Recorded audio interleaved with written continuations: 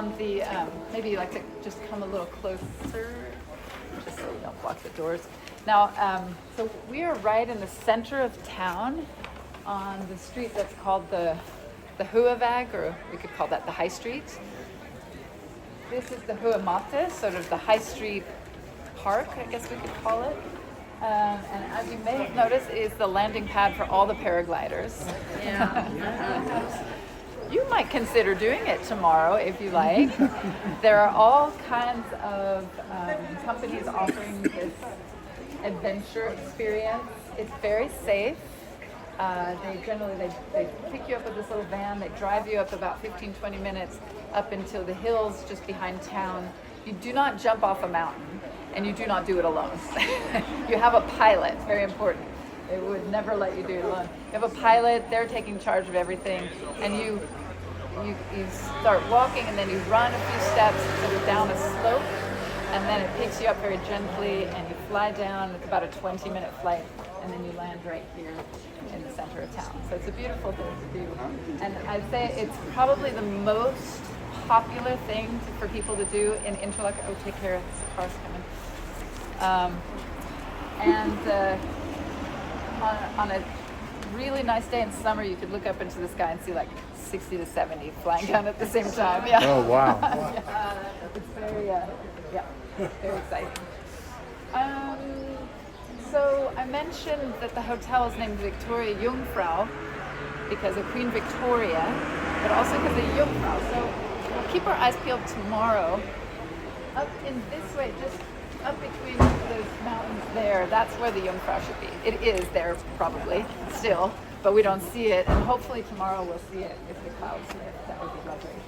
And that was our main mountain that really in the 1800s when all of the rich and famous of Europe and the world really wanted to come to Switzerland to see the mountains, people came to Interlaken to see the Jungfrau. Because you could sit here in this beautiful hotel and look out up there at this famous glacier-topped peak. So, and that really inspired people to come to the region, inspired the tourism of the region, and it's really why Interlaken is kind of the way it is today. From the east side, so you went along the shore of Lake Brienne. That's our one beautiful, beautiful colored lake, the deepest lake in Switzerland. It's like 800 feet deep at the deepest point. Yeah, it's very, very deep. Glacial fed, so it's got that turquoise color. And then if we go to the west, and both of those lakes you could do lake cruises on tomorrow. Ooh, yeah, it's a beautiful trip. And you can do it round trip, or you can do it one way and then take the train back. And on to the west, we have the Lake of Thun.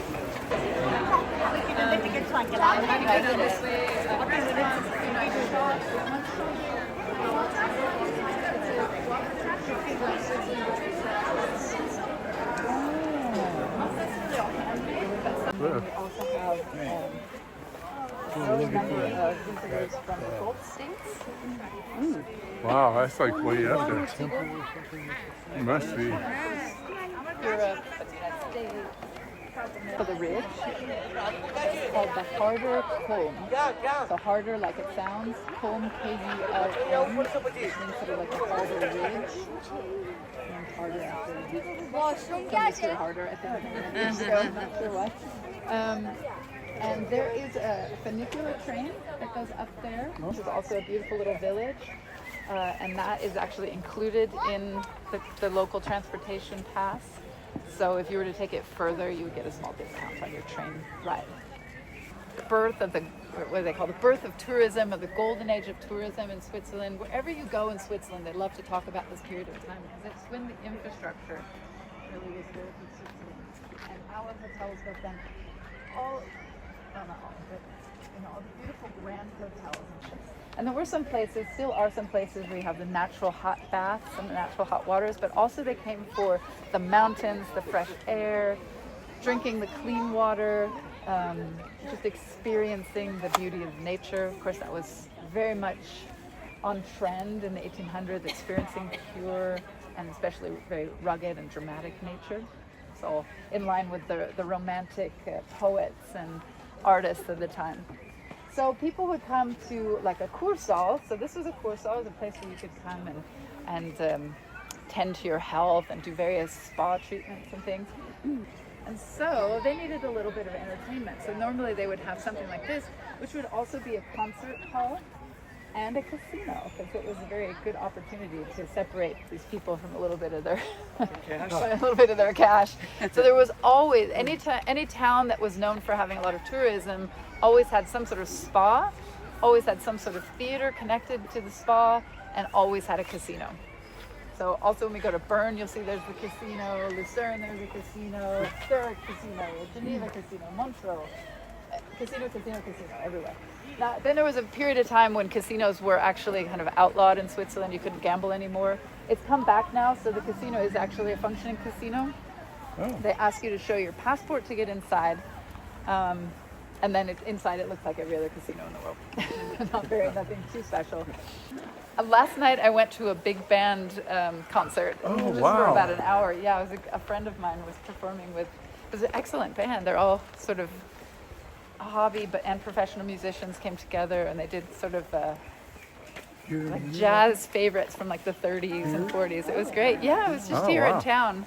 There's an art museum, and they do also concerts. Generally every Thursday night, and then they have special concerts throughout the year. That's a diving platform. Yeah, that's the public pool with a big diving platform, and they have an indoor pool. Wow. Yeah, a big. My goddaughter is 11 now. When she was 7, she went up to the top of that and jumped off of it, and everybody at the pool went, "Oh my god!" Oh, there's a trip, and it is the most important river in Switzerland. So we have lots of important rivers in Switzerland because Switzerland is what they call the sort of the water storage of Europe, or the water castle, or the water river. And it melts, and the water comes down through the valley, comes through the Brienz Lake, comes back as a river here through Interlaken, where it also kind of gets diverted off into various canals, but then comes back together at the Lake of Thun. Gathering also here, lots of water coming down from the mountains that way. Continues west. There's a really nice walking path, so you can come down here really any time of the day or evening. And if you walk this way, basically you come to that next bridge, which is then where that harder tram is that goes up to the top. Or if you cross over and then walk up the street a bit further, you come to the east train station. I just came back from California about a month and a half ago, so I know exactly, I really remember the jet lag still, so I know how you feel. So you might be ready for some dinner. And so I'll walk you into the center of town and point out a few places you might be interested in.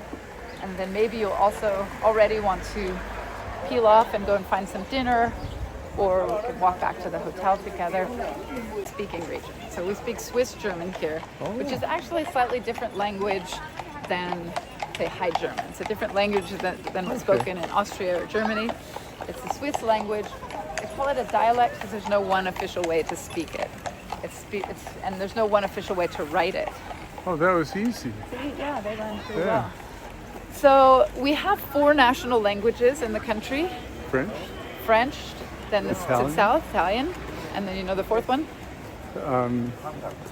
No. Yeah, it's not one that many people have heard of. It's called Rheto-Romansch. Romansch is a very old language, very close to what the Roman soldiers were speaking when they came through. And so more Latin. Yeah, it's a Latin-based Romance language. It's only spoken by about 40,000 people in Switzerland, and then there's a kind of another linguistic group in Italy that's kind of close. But it's a dying language.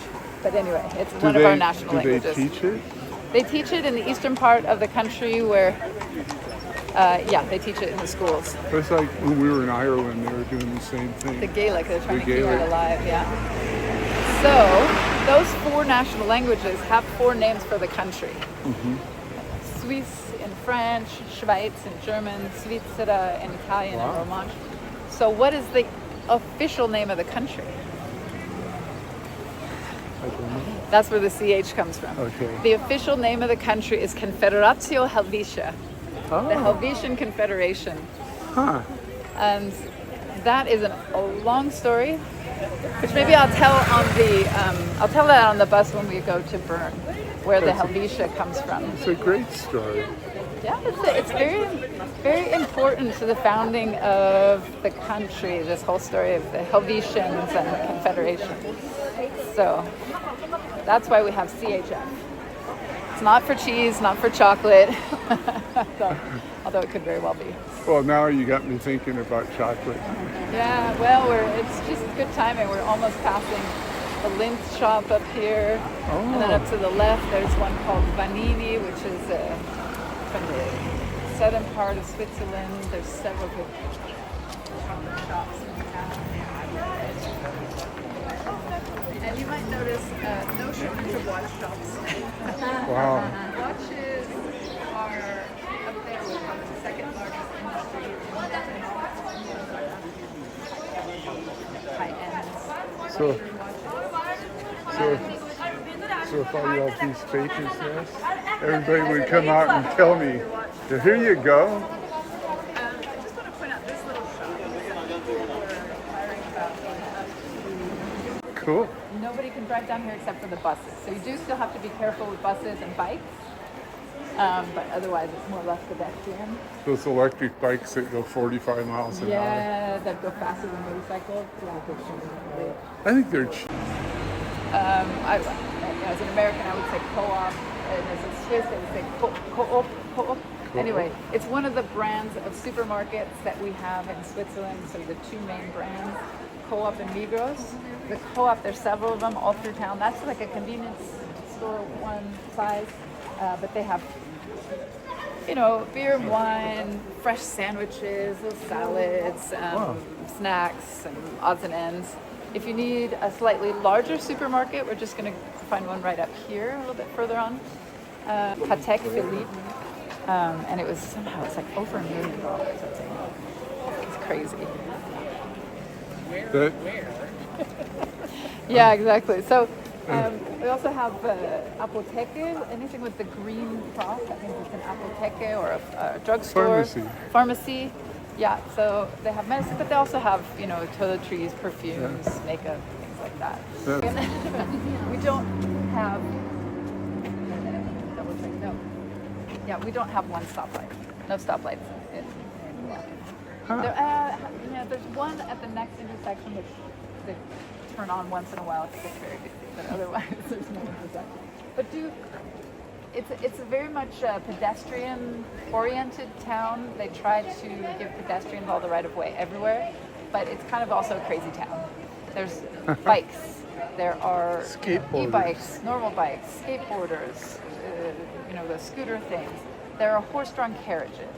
There are ATVs. There are the bicycles that the whole family can get on and ride the bike, the bike carts. Just be careful. That's my main point here, is be careful crossing the street, because you never know what's coming in Interlaken. But from here, right up here to the left, there's another very famous chocolate shop. It's also a chain of boutique chocolate shops. It was started by a man named Mr. Ladera, so the shops are called Ladera. They're quite famous for him as a chocolate maker winning a lot of awards for his chocolates.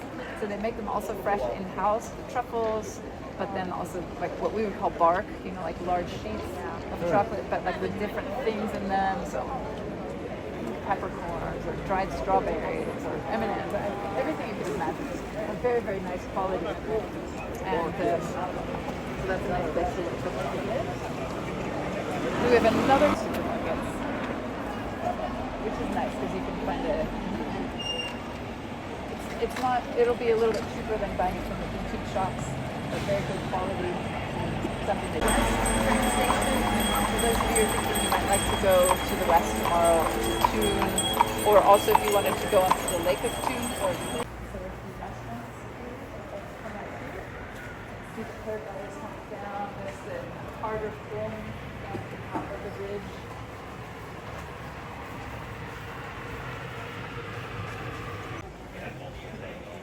Here. She's only open afternoon, but very cute little things. Lovely flower shop. The Ox Restaurant and Grill, which has recently changed names, so I don't know what to tell you about it.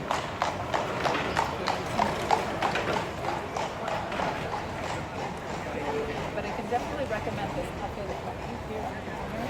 I like one of my favorite places to sit outside, have lunch or coffee, food throughout the day into town, then take a right on this street and walk over the 2 bridges, and then you get to the center of Unterseen Old Town. Then there's a lot of